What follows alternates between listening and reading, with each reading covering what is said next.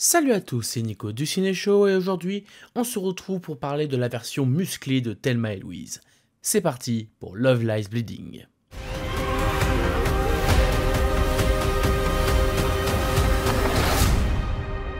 You'll never fall in love, okay?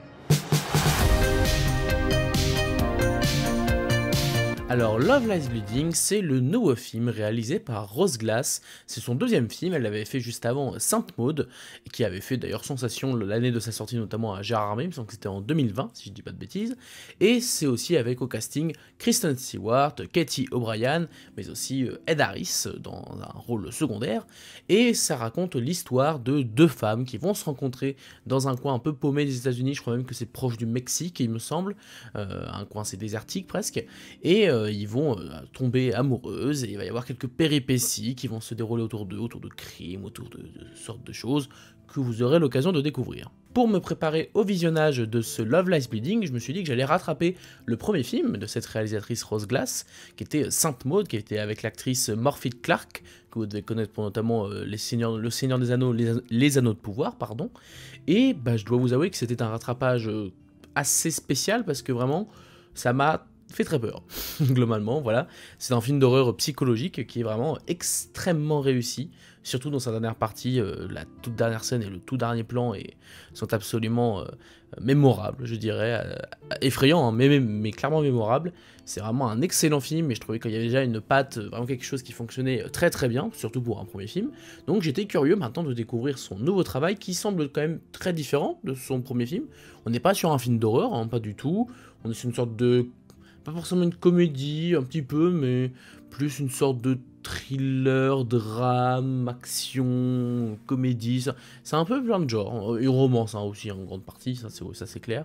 Donc c'est assez particulier comme sur le papier, on va dire, comme film. Mais c'est intéressant de voir un film comme ça qui va un petit peu à droite à gauche dans ses genres, etc. Par contre, le risque, c'est est-ce que le tout fonctionne bien? Ça, c'est souvent un peu le problème de ce genre de film. Je vais répondre à cette question maintenant. Est-ce que Love Lies Bleeding vaut le coup? Eh bien, je dirais que oui. C'est un vrai bon film qui est vraiment réussi sur beaucoup d'aspects, que ce soit dans le scénario, dans le casting, dans la mise en scène, etc. Cependant, j'ai moins aimé que Sainte Maud. Je trouvais que Sainte Maud avait beaucoup plus d'éléments vraiment marquants. Là où Love Lies Bleeding, même s'il y a des éléments marquants, je dirais pas que c'est un film mémorable qui va me rester en tête, même rien que cette année. Je trouve que c'est un vrai bon moment en salle de cinéma, mais ça m'a pas complètement abasourdi, quoi. Voilà, c'est un bon film qui se regarde avec grand plaisir. Je vais vous expliquer pourquoi je le trouve malgré tout plutôt réussi. Tout d'abord, pour ce qui est du casting, c'est peut-être le point fort du film, car je trouve vraiment que, notamment le duo d'actrices qui sont composées de Kristen Stewart et surtout Katie O'Brien, qui du coup bodybuildée parce que son personnage est une bodybuildeuse, c'est assez impressionnant déjà de cet aspect-là. Elle a vraiment un corps assez spécial et qui est vraiment très impressionnant. Elle prend tout le cadre presque durant pas mal de scènes. Et ça fonctionne très très bien. Et au-delà de ça, c'est une excellente actrice qui joue vraiment bien son personnage, qui est assez ambigu, on sait pas trop, on voit quand même, on arrive quand même à la cerner de manière générale, mais on a quand même quelques petits doutes, et sur la deuxième moitié du film, ça commence un petit peu à être de plus en plus étonnant. En tout cas, on est intrigué par ce qui se passe, notamment une scène qui se passe dans un concours de bodybuilder. Je vous en dis pas plus, mais c'est un passage qui est assez particulier, qui va se démarquer plus pour sa mise en scène, et que j'ai particulièrement apprécié. Pour ce qui est du reste du casting, Kristen Stewart est elle aussi excellente. Ed Harris n'est pas là très longtemps, honnêtement, mais il fait le taf, ça reste Ed Harris, c'est un très bon acteur. On a aussi Dave Franco, maintenant que j'y pense, qui est plutôt bon. Là encore, son personnage n'est pas... il est important malgré tout, mais c'est pas celui qui a le droit au plus de temps d'écran ou quoi. Mais voilà, je dirais que celle qui ressort le plus, c'est clairement Katie O'Brien. Je trouve que c'est elle qui vraiment vole, je pense, le film, vole l'écran, vole le temps d'écran, etc. Mais ça reste un bon casting général. Tout le monde fait bien son travail.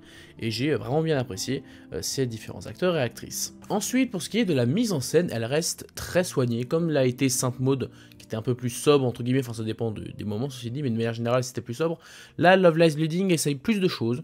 Il y avait quelques petites scènes, notamment un peu étranges, filmées avec une sorte de teinte rouge. Et en fait, c'est des sortes de... pas des flashbacks, mais c'est un peu des trucs comme ça. Et c'est assez intéressant visuellement, ça marche plutôt pas mal. Il y a quelques scènes particulièrement qui ressortent où c'est plus des visions. Notamment, il y a un truc en particulier. Alors, il y a la scène je vous en ai parlé juste avant du concours de bodybuilder, qui est une très bonne scène d'un point de vue mise en scène dans ce qu'elle raconte, qui est vraiment étonnante parce que ça va vraiment assez loin. Et il y a autre chose que là par contre, c'est peut-être l'un des points où j'ai fait un mais, on va dire, devant. Il y a un truc par rapport au personnage de Katy O'Brien que je vais pas vous dire parce que je pense pas que cette critique ait vraiment besoin de spoiler, c'est pas essentiel. On va dire qu'elle a une particularité physique, au-delà d'être bodybuildeuse, qui se développe surtout sur les dernières scènes, la dernière scène même je crois. Et autant je comprends le symbolisme, le côté dire que ça la rend... que l'amour rend plus forte, voilà, je reste assez vague, mais en gros ce sera un peu l'idée. C'est quand même assez space quoi. Enfin, ça, là où le film jusque-là reste quand même un minimum terre à terre, cet élément-là semble un peu, je dirais pas hors de propos parce qu'il passe plutôt bien, parce qu'il y a quand même une ambiance qui est plutôt cool à suivre et qui colle un petit peu, notamment dans la BO. La BO est vraiment excellente. On sent que le film essaye de s'inspirer un peu des films des années 80 dans les sonorités, un peu beaucoup de synthétique, du synthé ou ce genre de choses. Donc j'ai plutôt bien apprécié ça. Mais c'est vrai que cet aspect-là du personnage de Katy O'Brien, c'est un peu particulier. Voilà, je dirais pas que ça m'a déplu, mais j'étais pas non plus en admiration en me disant c'est vraiment une idée de génie. Donc voilà, je suis juste un petit peu resté perplexe sur ce coup-là. Mais sinon, en termes de photographie par exemple, c'est nickel chrome, le film est très très beau. Il n'est pas à tomber par terre en termes de visuel, mais il est vraiment très beau, ça aucun souci là-dessus. Et voilà, niveau mise en scène, qu'est-ce qu'on peut dire de plus si ce n'est ça? Voilà, c'est plutôt carré, c'est plutôt bien fait. Il y a quelques scènes qui ressortent plus parce que c'est des visions un petit peu plus originales, on va dire, mais c'est expliqué par le scénario. Et voilà, je dirais plutôt que c'est une bonne mise en scène, là encore, de Rose Glass, même si j'avais là encore préféré la mise en scène de Sainte Maud qui était peut-être plus sobre et distillait un petit peu mieux ses effets, je dirais. Mais en même temps, de manière générale, j'ai plus aimé l'atmosphère de Sainte Maud, donc ça explique. J'ai évoqué juste avant la musique, elle est vraiment plutôt cool, avec encore une fois des sonorités années 80, donc j'ai plutôt bien apprécié la musique, donc ça c'est cool. Et le scénario, eh bien écoutez, je dirais qu'il est à la fois assez classique, mais aussi le scénario a beaucoup de touches d'originalité. Déjà dans le côté mettre en avant, hein, parce qu'en plus, tant que j'y pense, ça me fait penser au scandale du BIF, le festival de Bruxelles fantastique, puisqu'en effet on a un couple lesbien qui est montré à l'écran de façon assez graphique. On a vraiment des scènes de sexe pour le coup qui sont assez présentes et qui sont, voilà, bon c'est pas non plus les scènes de sexe vraiment à choquer complètement, mais voilà, le film n'hésite pas à faire des scènes de sexe tout de même un minimum, qui en montre un minimum, en tout cas assez graphique. Et si j'ai bien compris, en fait au festival de Bruxelles, il y a eu des personnes qui n'ont pas arrêté de faire des allusions, enfin des remarques homophobes et des trucs absolument horribles par rapport à ça. Et apparemment il y a un gros scandale, vraiment un truc assez énorme. Bref, dans tous les cas ce n'est pas tolérable évidemment ce genre de comportement. Ce qui rend les scènes d'autant plus fortes en tout cas, ou peut-être d'autant plus choquantes peut-être pour un certain public, c'est que il y a vraiment une certaine brutalité dans les scènes de sexe, et notamment c'est aidé par le côté, déjà on a le personnage de Kristen Stewart qui elle aime bien faire des délires un petit peu particuliers, et on a de l'autre côté Katy O'Brien qui, de par son physique forcément assez imposant, ceci dit Kristen Stewart aussi a pas mal poussé, mais c'est surtout Katy O'Brien qui est vraiment c'est des énormes muscles, et du coup ça rend les scènes assez particulières parce que vraiment ils prennent tout le cadre. On a vraiment un truc qui est vraiment particulier mais qui fonctionne très bien honnêtement je trouve durant ces scènes. Après je trouve pas qu'elles soient toutes nécessaires, autant il y en a 2-3 où je trouve que c'est utile, mais vraiment ça devient un petit peu lassant je dirais, mais bon c'est que au premier tiers, moitié du film, donc ça m'a pas forcément dérangé au bout d'un moment. Et le reste du scénario, bah, c'est assez classique, c'est une histoire de crime qui doivent essayer d'être résolus, puis ils doivent s'aider entre eux, puis il va y avoir des trucs, etc., des trahisons peut-être, et puis voilà. Donc à part le petit élément fantastique, ou en tout cas pas fantastique, mais assez particulier par rapport au personnage de Katy O'Brien, sur la fin, là, vous expliquez qu'elle a un attribut particulier, on va dire, et c'est à part cet élément-là qui, pour moi, serait même limite, selon moi, plus un symbole, enfin une symbolique plus que ce qui se passe réellement dans la vraie vie. Je pense qu'en vrai, le film imagine ce que les personnages s'imaginent dans leur tête, mais que ça s'est pas vraiment passé au sein même du scénario. En tout cas, moi, c'est pas ce que j'ai ressenti, ça me paraissait peut-être un peu trop hors propos. Mais dans tous les cas, ce qui marche clairement dans le film, c'est la romance entre les deux personnages qui fonctionne très bien, que ce soit grâce au talent des deux actrices, mais aussi par l'écriture qui, certes au début c'est un petit peu idyllique, mais il va y avoir quelques obstacles qu'ils vont devoir affronter, et c'est pas direct on s'aime et puis c'est tout. Il y a quand même une évolution qui est plutôt satisfaisante là-dedans, et on est plutôt, oui, j'ai utilisé le terme satisfait. Quand on arrive à la fin, on est vraiment plutôt satisfait. En plus, il y a une musique qui est très sympa lors du générique de fin.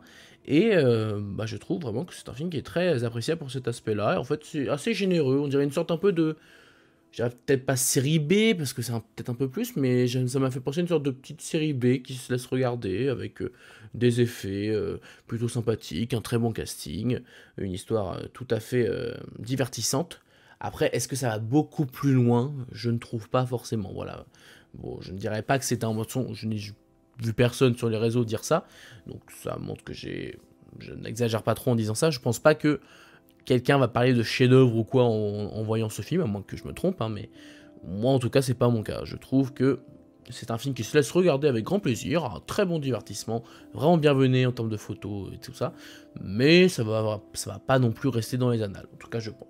Donc pour conclure sur Love Lies Bleeding, c'est un film que j'ai vraiment bien apprécié, qui est maîtrisé sur presque tous les aspects honnêtement. Le scénario est bon, bien que classique, mais il y a quelques éléments qui ressortent un peu. On a un très très bon casting, on a une bonne mise en scène, belle photographie, belle musique, on a vraiment tout ce qu'il faut pour faire un bon film. Malheureusement, pour moi, ça en reste là. Voilà, je trouve pas que le film ressort particulièrement. Il n'y a pas une scène vraiment ultra marquante. Il y a une scène un petit peu violente, ceci dit, assez violente graphiquement, qui m'a un peu marqué, mais pareil, c'est pas non plus mémorable complètement. C'est peut-être le seul problème du film, je dirais, c'est que par son aspect un peu modeste dans son histoire, ce qui est aussi bien aussi, de la simplicité de temps en temps, c'est bien. Du coup, ça donne un résultat qui se laisse regarder avec grand plaisir. C'est un vrai bon film. Après, je n'irai pas jusqu'à dire qu'il est excellent ou quoi que ce soit. Ceci étant dit, si jamais il vous intéresse, je vous le recommande tout de même avec... vraiment, je vous le recommande clairement, parce que ça reste un vrai bon film, bien maîtrisé, qui se laisse regarder avec grand plaisir. Donc voilà. En tout cas, ce qui est sûr, c'est que j'ai très hâte de revoir Katy O'Brien dans d'autres projets, parce que là, elle m'a vraiment complètement convaincu. Je sais qu'on l'avait déjà vu dans Mandalorian, dans l'épisode 3, il me semble, de la saison 3, qui était pas extraordinaire, mais bon, voilà, ça vaut ce que ça vaut. Mais dans tous les cas, j'ai hâte de la revoir dans d'autres projets, parce qu'elle était vraiment excellente dans ce film. Voilà, c'est la fin de cette vidéo, j'espère qu'elle vous a plu.